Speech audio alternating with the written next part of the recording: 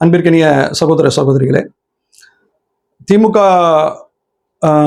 Vilathikulam MLA Markandeyan இன்று காவல்துறையால் கைது செய்யப்பட்டு அவர் சிறையில் அடைக்கப்பட்டிருக்கிறார். என்ன காரணத்திற்காக அவர் சிறைக்கு சென்றுள்ளார் அப்படின்னு பார்த்தோம்னா, 2 நாட்களுக்கு முன்பாக அவர் ஒரு பொதுக்கூட்டத்தில் பேசுறாரு. அந்த பொதுக்கூட்டத்தில் பேசக்கூடிய நேரத்தில் முதலமைச்சர் விஜய் மற்ற அமைச்சர்களை மிக கடுமையான முறையில் அவர் விமர்சனம் செய்து பேசியிருக்கிறார். அதை தாண்டி முதலமைச்சர் விஜயை பத்தி சொல்லும் பொழுது அவர் அவருடைய எலும்புகளை உடைச்சிருவேன் அப்படின்னு சொல்லிட்டு நேரடியாக முதலமைச்சரை தாக்குவது போன்ற வார்த்தைகளை அவர் கூட்டத்தில் பயன்படுத்தியிருக்கிறாரு. முதலமைச்சர் ரொம்ப இன்சல்ட் பண்ற மாதிரி ஒருமையில பேசியிருக்கிறார் அப்படின்லாம் சொல்லி அவருக்கு எதிராக தாவேக்காவை சேர்ந்தவர்கள் புகார் கொடுத்திருக்கிறாங்க. அந்த புகாரின் பேரில் இன்று காவல்துறை நடவடிக்கை எடுத்து அவரை கைது செய்திருக்கிறார்கள். இன்னைக்கு தமிழகத்தை எடுத்துக்கொண்டோமேயானால், குறிப்பாக தூத்துக்குடி மாவட்டத்தை எடுத்துக்கொண்டோமேயானால், இது ரொம்ப பெரிய ஒரு பரபரப்பான ஒரு செய்தியாக அந்த பகுதியில் அது அமைந்திருந்தது. காரணம், திமுகவுக்கு தூத்துக்குடி மாவட்டத்தை பொறுத்த வரைக்கும் அது ஒரு செல்வாக்கான ஒரு பகுதி. 2 முன்னாள் அமைச்சர்கள் இருக்கக்கூடிய ஒரு பகுதி. கனிமொழி எம்பி அந்த தூத்துக்குடியை சேர்ந்தவர்கள், அந்த தூத்துக்குடி தொகுதியை சேர்ந்தவங்க. இப்படின்னு சொல்லிட்டு ஒரு பெரிய செல்வாக்கு உள்ள ஒரு கட்டமைப்பு திமுகவுக்கு இருக்கிறது. அதுல செல்வாக்கு பெற்ற ஒரு எம்எல்ஏவாகத்தான் இவர் மார்க்கண்டேயன் இருக்கிறார். அவருடைய கைது அப்படின்னும் பொழுது அங்க காவல்துறைக்கும் அவர்களுக்கும் எதிராக நடந்த வாக்குவாதங்கள் அது எல்லாத்தையுமே நம்ம தொலைக்காட்சியில பார்த்தோம். இப்ப இவர் கைது செய்யப்பட்டிருக்கிறார் அல்லவா, இவர் என்ன பிரிவுல கைது செய்யப்பட்டிருக்காரு அப்படின்னு பார்த்தா, பிஎன்எஸ் என்கிற அந்த சட்ட முகமையில அவர் 351 உட்பிரிவு 3, 352, 353 உட்பிரிவு 1 இந்த 3 செக்ஷன்ல தான் அவர் மேல எஃப்ஐஆர் போடப்பட்டிருக்கு. அதாவது அக்ரவேட்டட் இன்டிமிடேஷன் அப்படின்றது மிக கடுமையான முறையில ஒருத்தரை மிரட்டுதல் அப்படின்ற அந்த ஒரு செக்ஷனு. மற்ற 2 செக்ஷன் பாத்தீங்க அப்படின்னு சொன்னா, அந்த இரண்டும் பொது அமைதியை கெடுக்கிற விதமாக பேசுவது. அதே மாதிரி இன்டென்ஷனல் இன்சல்ட், வேண்டுமென்றே ஒருத்தர் ரொம்ப இன்சல்ட் பண்ற மாதிரி அவமதிக்கிற மாதிரி பேசுறது அப்படின்னு சொல்லிட்டு இந்த பிரிவின் கீழே அவர் மீது வழக்கு பதிவு செய்யப்பட்டிருக்கிறது. அவருடைய இந்த கைதை பொறுத்த வரைக்கும் காவல்துறையினுடைய இந்த நடவடிக்கையை திமுக மிக கடுமையான முறையில் கண்டனம் தெரிவித்திருக்கிறது. அவங்களுடைய பலகட்ட தலைவர்கள் இது குறித்து பேசியிருக்கிறாங்க. இன்னைக்கு தொலைக்காட்சி விவாதங்கள்ல கூட இது குறித்து பேசப்பட்ட விஷயங்கள் எல்லாம் நம்ம பார்த்தோம். திமுக தரப்பு இது முழுக்க முழுக்க காவல்துறையை கையில் வைத்துக்கொண்டு தாவேகா திமுகவினுடைய செல்வாக்கு மிக்க ஆளுமைகளை அடக்க பார்க்கிறது அப்படின்னு சொல்லிட்டு அந்த குற்றச்சாட்டை முன்வைக்கிறாங்க. ஆனா இது தமிழக அரசியலை பொறுத்த வரைக்கும் இது புதுசா தாவேகா செய்கின்ற ஒரு நடைமுறையா அப்படின்னு கேட்டா, எந்த அரசாக இருந்தாலும் சரி, அந்த அரசுக்கு எதிராக அதுல இருக்கக்கூடிய முக்கியமான அமைச்சர்கள் அல்லது முதன்மை அமைச்சராக இருக்கக்கூடிய முதலமைச்சர் அவர்களுக்கு எதிராக இது மாதிரி பேசக்கூடிய நேரத்துல காவல்துறை நடவடிக்கை என்பது இதற்கு முன்பு இதே போன்று பல சம்பவங்கள் நடந்திருக்கிறது. காவல்துறை இதைத்தான் செய்வாங்க. முதலமைச்சருக்கு எதிராக பேசப்பட்டதாக ஒரு புகார் கொடுக்கப்பட்டால் இந்த நடவடிக்கை என்பது நிச்சயமாக பாயும். ஆனா அதே வேளையில இப்படி நடைபெறுகின்ற இந்த சம்பவங்கள், இப்ப இந்த மார்க்கண்டேயனுடைய ஒரு கைது எடுத்துக்கலாம். இதற்கு முன்பு அனிதா ராதாகிருஷ்ணன் போன வாரத்தில் கைது செய்யப்பட்டு பிறகு அவர் அன்னைக்கு சாயங்காலமே சொந்த ஜாமீன்ல அவர் வந்துட்டாரு. இது போன்று நடக்கக்கூடிய இந்த சம்பவங்களுடைய பின்னணியை நம்ம பார்த்தோமே ஆனால், பின்னணி மிக முக்கியமானது. என்ன பின்னணி அப்படின்னா, இவருடைய பேச்சுல, மார்க்கண்டேயனுடைய பேச்சுல எலும்புகளை எலும்பை உடைச்சிட்டு வெளியில வருவேன் அப்படின்ற வார்த்தையை பயன்படுத்தினாரான்னு கேட்டா பயன்படுத்தி இருக்கிறார். அது யாரை நேரடியா சொல்றாரு அப்படின்னு கேட்டா முதலமைச்சரை நோக்கி சொல்றாரு. ஆனா அதற்கு பின்னணி என்ன நடக்குது அப்படின்னு பார்த்தோமே ஆனால், அந்த பின்னணி இப்படி பேசுவதற்கு தூண்டும் விதமாக, அதாவது ப்ரொவைகேட் பண்ற மாதிரி, ஒருத்தரை தாமாக செயல்படாமல் ஒருவரை செய்யும்படி தூண்டுறது, அந்த மாதிரியான நிகழ்வு என்பது தொடர்ச்சியாக இந்த 2 மாத காலத்தில், அது முதலமைச்சர் வாய் திறக்காத முதலமைச்சர் வாய் திறந்தாலும் அப்படித்தான் நடைபெறுகிறது. அதுல இருக்கக்கூடிய அமைச்சர்கள் அவர்கள் எங்கேயாவது சந்திக்கக்கூடிய ஏதேனும் ஒரு திட்டங்களை அறிமுகப்படுத்துறதோ அல்லது வேற ஏதேனும் ஒரு பத்திரிகை சந்திப்போ ஏதோ ஒன்று நடத்தினா கூட அங்க கம்ப்ளீட்டா என்ன நடக்குது அப்படின்னு கேட்டா, முன்னாள் முதலமைச்சர் ஸ்டாலினை குறித்தோ அல்லது இன்னைக்கு இருக்கக்கூடிய அதனுடைய 2ஆம் கட்ட தலைவர்களை குறித்தோ, அந்த கட்சியை குறித்தோ ஏதோ ஒன்று ரொம்ப கடுமையான முறையில விமர்சனம் பண்ணுவது.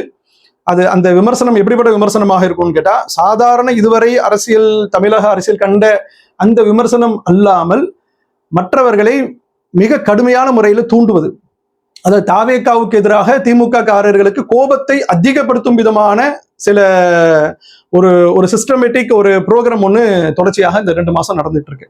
அதனுடைய வெளிப்பாடு தான் இது.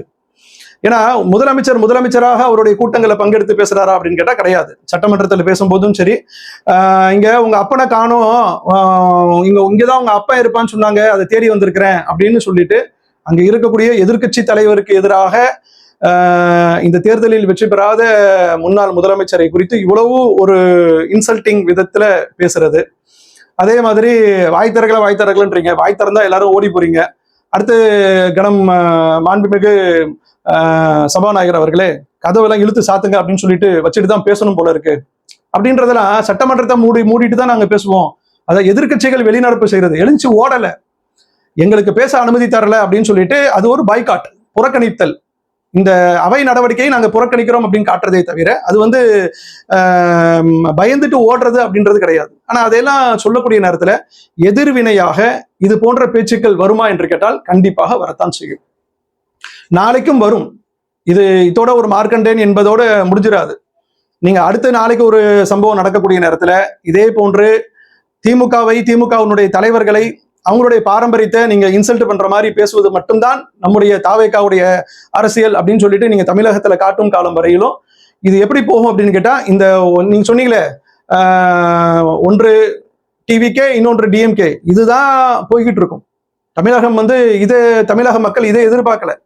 2 பேருக்கு மத்தியில என்ன சண்டை நடக்குது, இதுல யார் பைல்வான், யார் பெரிய பலசாலி, யார் ஜெயிக்க போறா, அது மக்களுக்கு தேவையில்லை. உங்களுக்கு ஒரு வாய்ப்பு கிடைச்சிருச்சா, அந்த வாய்ப்பை நீங்க பயன்படுத்தி இந்த தமிழகத்திற்கு என்ன செய்ய போறீங்க, தமிழக மக்களுக்கு என்ன செய்ய போறீங்கன்றதான் மக்கள் எதிர்பார்த்துட்டு இருக்கிறாங்க. அப்ப போற இடங்கள்ல நீங்க எதையாவது ஒண்ணு கொளுத்தி போட்டுட்டு போறது, அதற்கு எதிர்வினையாக யாராவது பேசுறது, அவங்கள பிடிச்சி அரெஸ்ட் பண்ணி உள்ள போடுறது, இப்படின்ற ஒரு அரசியல் தான் போய் கொண்டிருக்கும் அப்படின்னு சொன்னா இதனால மக்களுக்கு சல்லி பைசாக்கு எந்த விதமான பிரயோஜனமும் இல்லை. இதனால் வந்து தாவேகா தன்னுடைய செல்வாக்கை வளர்த்து கொள்ளும், இது நமக்கு செல்வாக்கை வளர்த்து கொள்ளக்கூடிய ஒரு சரியான சந்தர்ப்பம். பாரு, என்னைக்கும் நம்ம கையில வந்து இன்னைக்கு மக்கள் அதிகாரத்தை கொடுத்துட்டாங்க, அதிகாரம் கைக்கு வந்த பிறகு நாங்க எங்களால என்ன முடியுமோ செய்ய முடியும் அப்படின்னு சொல்லிட்டு அந்த அதிகார திமிரில் தாவேகா செயல்படும் அப்படின்னு சொன்னா இது மக்கள் மத்தியில வந்து நிச்சயமாக செல்வாக்கை வளர்ப்பதற்கு உதவவே உதவாது. மக்களுக்கு மத்தியில வெறுப்பு தான் அதிகமாகும்.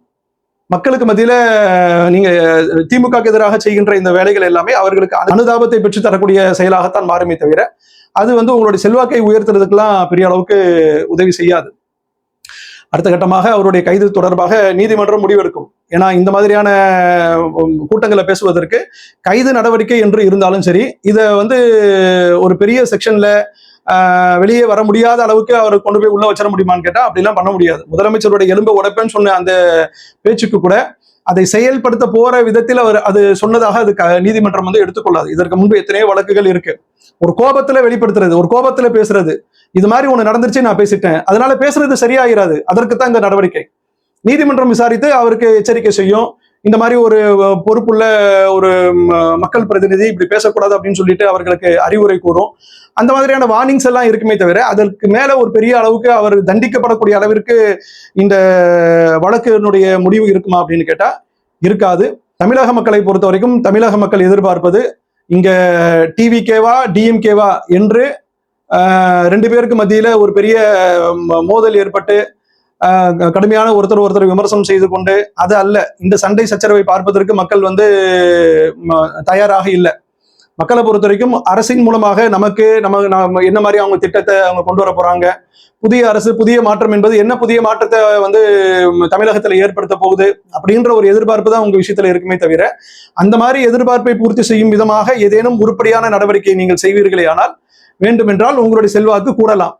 அல்லது இதுதான் உங்களுடைய அரசியல், ஒட்டுமொத்த அரசியலுமே ஒரு டிஎம்கே என்கிற ஒரு கட்சியை மட்டுமே இலக்காக கொண்டதாக இருக்குமே ஆனால் நிச்சயமாக உங்களுடைய இந்த செயல் திட்டங்கள் எல்லாமே மக்கள் மன்றத்துல நீர்த்து போகும் விதமாக இருக்குமே தவிர அது நிச்சயமாக உங்களை எதிர்காலத்தில் வளர்த்து கொள்வதற்கு பெரிய அளவிற்கு உதவியாக இருக்காது.